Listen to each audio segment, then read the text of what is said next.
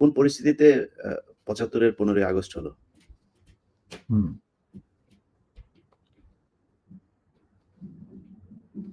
খুবই স্পর্শকাতর প্রশ্ন ইলিয়াস। নিজের বাদ্য নিজে বাজানো অনেক সময় ঠিক হয় না। কিন্তু তুমি যখন প্রশ্ন করেই বসলে, তখন স্যার, একটা ব্যক্তিগত স্যার, ছোট্ট স্যার, উদাহরণ দিই। স্যার এই আমার YouTube চ্যানেলে আমি আজকে প্রায় ৫ বছর হলো ভিডিও লাইভ করি, প্যাকেজ দেই। সো ফার আই রিমেম্বার আমার সবচেয়ে বেশি আ একসাথে ভিউয়ার্স ছিল সম্ভবত ২০ বা ২৫,০০০। আমি মাত্র খেয়াল করলাম এই মুহূর্তে ১,৭০,০০০ মানুষ এট এ টাইমে ওয়াচিং আওয়ার ভিডিওস। এটা তো এই তোমার the credit goes to you. No, credit goes to you, man. It goes to you. Well, মানে I'm just মানে well যা কিছু হয় আল্লাহর ইচ্ছায় হয়।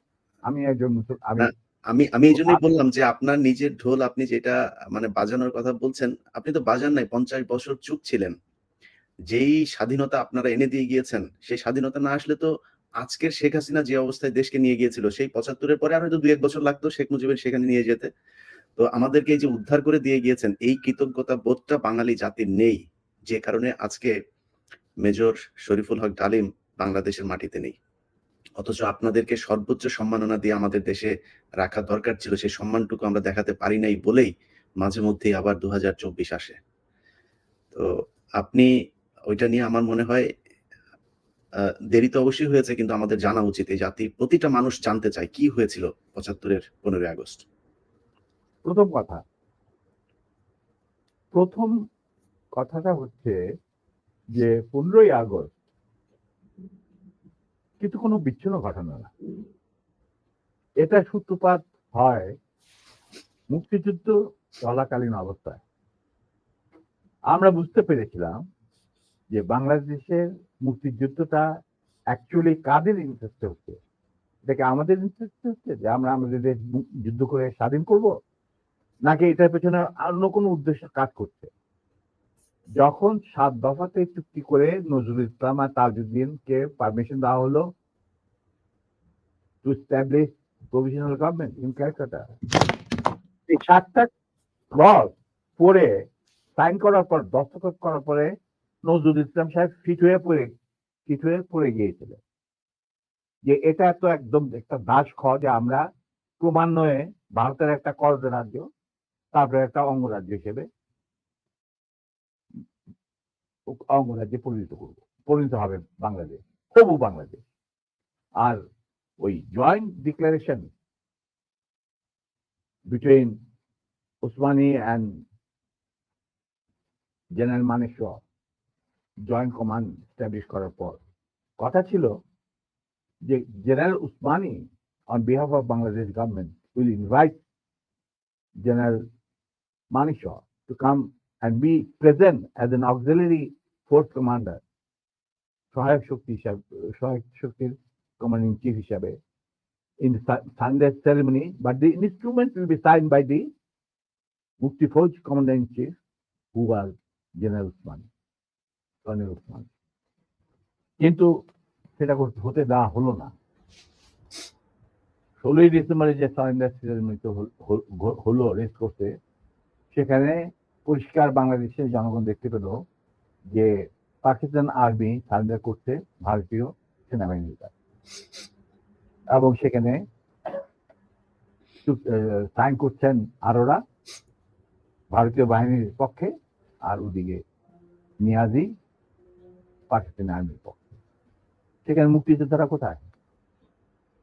আমরা পরে থাকলাম ঝাড়ুদার হিসাবে ইন্ডিয়ান আর্মির রাস্তা পরিষ্কার করে দেওয়ার কাজে বনে বাদারে। আমাদের কি কোনো শহরগঞ্জে ঢোকার পারমিশন দিল না মুজিব সরকার, মানে তাজউদ্দিনের সরকার, আওয়ামী লীগ সরকার। সেই অবস্থায় কি প্রমাণিত, এটা এই ঘটনায় কি প্রমাণিত হলো? ইন্ডিয়া প্রমাণ করলো সারা বিশ্বে যে বাংলাদেশের জনগণ নিজেরা যুদ্ধ করে দেশ স্বাধীন করেনি। বাংলাদেশ নামক একটি রাষ্ট্র প্রিমেচুরলি জন্ম দেওয়া হয়েছে as an outcome of Indo-Pakistan war, যেখানে ইন্ডিয়া জিতেছে। এই তো হলো ইতিহাসের শুরু।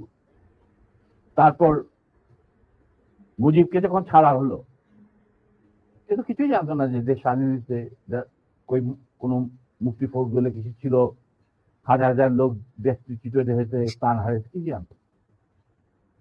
সে তাকে যখন ছেড়ে দেওয়া হলো, তখন ইন্দিরা গান্ধী তাকে পাকিস্তানে ফোন করে বলল যে ফোন করলো মুজিব, ফোন করে বললো যে আমি দেশে ফিরে যাচ্ছি।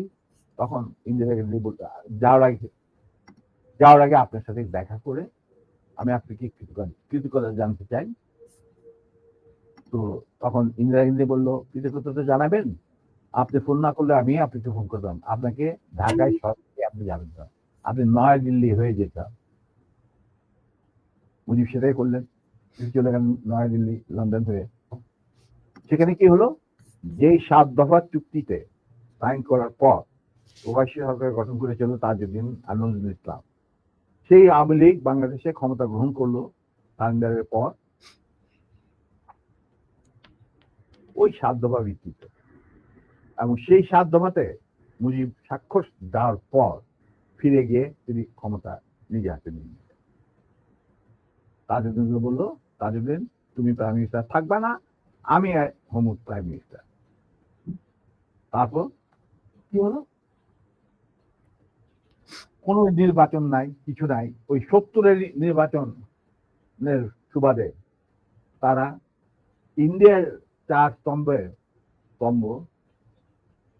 ডুপ্লিকেট বাংলাদেশে ইম্পোর্ট করে তার উপরে একটা সংগঠন বানালো, হুবহু এক। শুধু তাই না, রবীন্দ্রনাথ ঠাকুর, যাকে নিয়ে আমরা নাচানাচি করি, এমন অনেকের মানে ভাসে যায়, আপ্লুত হয়ে যায় আবেগে, এই রবীন্দ্রনাথ ঠাকুর একজন ইন্ডিয়ান নাগরিক এবং ইন্ডিয়ার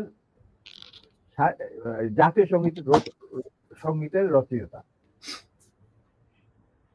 আমাদের দেশে তার চেয়েও প্রতিভাবান কবি কাজী নজরুল উপস্থিত থাকা সত্ত্বেও আমরা সেই ভারতীয় নাগরিকের একটা গানকে আমাদের জাতির উপরে চাপিয়ে দেওয়া হলো জাতীয় সঙ্গীত। পৃথিবীর ইতিহাসে এমন কোন নজির আর দ্বিতীয়টা আছে বলে আমি মনে করি না।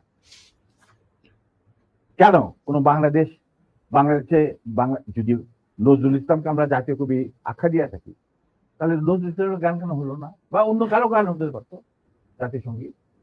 ভালো ভালো কবি সাহিত্যিক ছিলেন আমাদের দেশে, কিন্তু পৃথিবীর ইতিহাসে কোথাও নাই যে বিদেশি এক নাগরিকে যে নাকি তার দেশের জাতীয় সঙ্গীত রচনা করেছে এবং আমাদের শুদ্ধ স্বাধীন বাংলাদেশে এসেও আমাদের জাতীয় সঙ্গীত রচনা করতে হবে।